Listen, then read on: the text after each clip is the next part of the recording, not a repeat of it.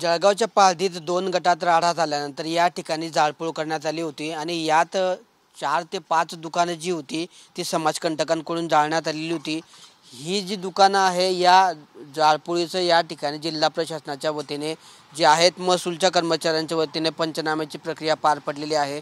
या ठिकाणी काल जे दुकानदार मालक आहेत या दुकानांचे त्यांचेही महसूल प्रशासनाकडून त्यांचेही मत जाणून घेण्यात आलं होतं। तसेच त्यांचेही जबाब या ठिकाणी घेण्यात आलेले होते आणि त्या पार्श्वभूमीवर आज पहाटे सकाळपासून सुद्धा ज्या ठिकाणी नुकसान झालेलं आहे, जाळपोळ तोडफोड झालेली आहे, त्या सर्व गोष्टींची महसूलचे पथकाच्या वतीने पाहणी केली जाते आहे।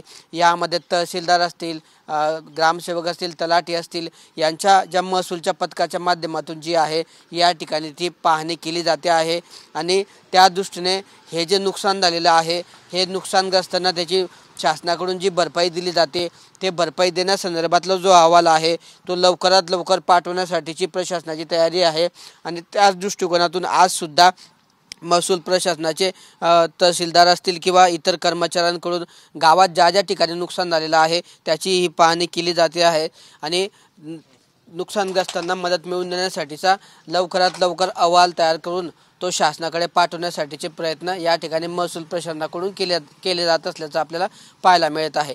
कॅमेरा पर्सन हर्षल निकम सह किशोर पाटील, TV9 मराठी, जळगाव।